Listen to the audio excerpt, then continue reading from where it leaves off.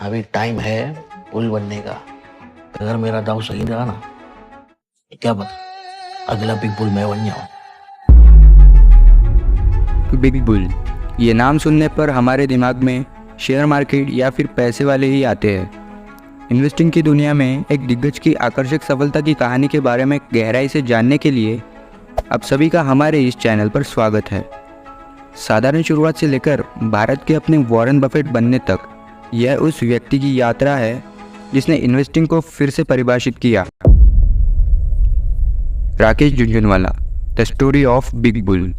राकेश झुनझुनवाला एक ऐसे व्यक्ति थे जिन्होंने सिर्फ 5,000 रुपये से स्टॉक मार्केट में अपनी जर्नी स्टार्ट की थी और अपनी डेथ के समय वह लगभग 40,000 करोड़ की संपत्ति छोड़कर गए। उनका जन्म 5 जुलाई 1960 को मुंबई में एक मिडिल क्लास फैमिली में हुआ था और उनके पिताजी इनकम टैक्स ऑफिस में काम करते थे, तो घर में अक्सर टैक्स, प्रॉफिट, शेयर्स, मनी ऐसी ही बातें होती थी। तो उनकी सफलता की यात्रा शुरुआत में शेयर मार्केट के बारे में सहज जिज्ञासा से शुरू हुई थी, जिसे उन्होंने अपने कॉलेज ईयर्स के दौरान सिडेनहैम कॉलेज और बाद में चार्टर्ड अकाउंटेंसी में विकसित किया। उन्होंने 1980 के दशक के अंत में अपनी निवेश यात्रा शुरू की।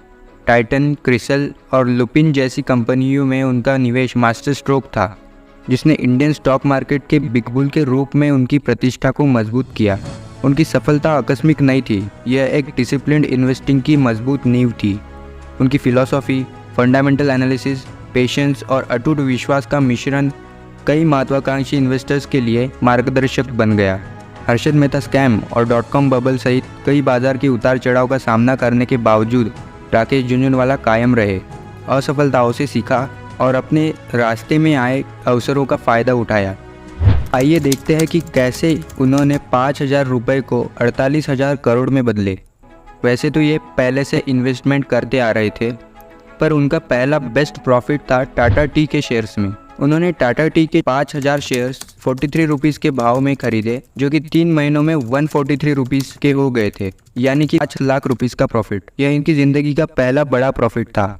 इसके बाद इन्होंने ऐसी ही इन्वेस्टमेंट को कंटिन्यू रखा और स्टॉक्स देखते रहे, रिसर्च करते रहे और उनकी ऐसी ही डेडिकेशन के कारण 1980 से लेकर 1989 तक 20 से 25 लाख उसी पैसे को लगाकर कमाए। उस दौरान उन्होंने काफ़ी नोटेबल इन्वेस्टमेंट्स किए, जैसे कि सेसागोआ कंपनी एक्सेट्रा। बट एक बड़ा चेंज जो उनकी लाइफ में आया, उसका कनेक्शन था हर्षद मेहता स्कैम से। इसमें उन्होंने बियर्स का रास्ता छोड़कर बुल बनने के बारे में कहा था। जैसा कि आपको पता ही होगा, मार्केट में 2 तरह के लोग होते हैं, एक बुल जो मार्केट को ऊपर लाने वाले और दूसरे बियर्स जो मार्केट गिरने पर प्रॉफिट करते।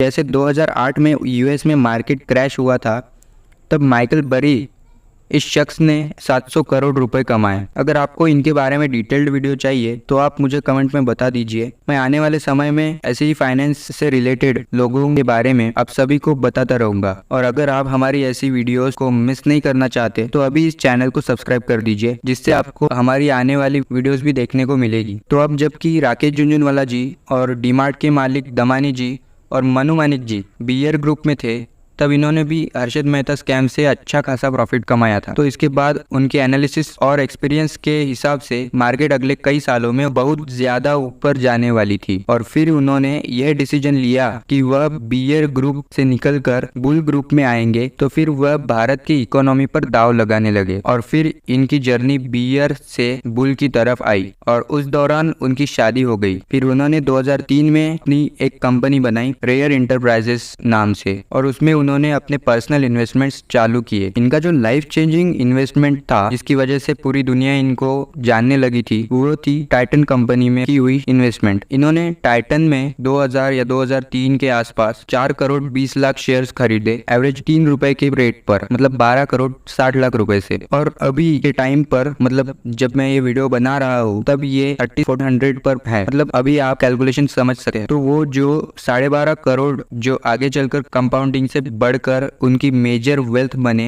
वो इनकी मोस्ट ऑफ द वेल्थ थी। आज भी अगर आप इनके पोर्टफोलियो में देखेंगे तो टाइटन कंपनी सबसे ऊपर आती है, जिसमें इनकी सबसे ज्यादा होल्डिंग है। उसके अलावा वे कंपनियां जो मैंने शुरुआत में कही थी, जैसे लुपिन में 100 करोड़ लगाए थे, 650 करोड़ हो गए। और उसके बाद जैसे कि ये बिग बुल थे, तो जिस शेयर पे हाथ लगाते थे वो शेयर भागता जाता था। अभी आज के टाइम पर इनके देहांत के बाद भी इनके पोर्टफोलियो में, इनकी होल्डिंग में 26 कंपनीज है, जिसमें ये सब कंपनियां भी है। और अभी इनके पोर्टफोलियो की वैल्यू है, इसमें अभी भी टाइटन और क्रिसल जैसी कंपनियां हैं, और कितने परसेंट होल्डिंग है वो भी आप देख सकते हैं। तो यार अभी आपको अंदाजा हो गया होगा कि इनको बिग बुल क्यों कहा जाता था, क्योंकि बुल उसे कहते हैं जो बस किसी शेयर को बाय करते हैं तो वो शेयर बढ़ जाता है, और जब राकेश झुनझुनवाला किसी शेयर पर हाथ रखते थे तो वो शेयर कई गुना रिटर्न दे जाता था, इसलिए इनको बिग बुल कहा जाता है। वॉरेन बफेट बस खरीदते हैं और होल्ड करके रख लेते हैं। अगर आपको इनके बारे में भी जानना हो तो नीचे कमेंट कर दीजिए। तो राकेश झुनझुनवाला जी भी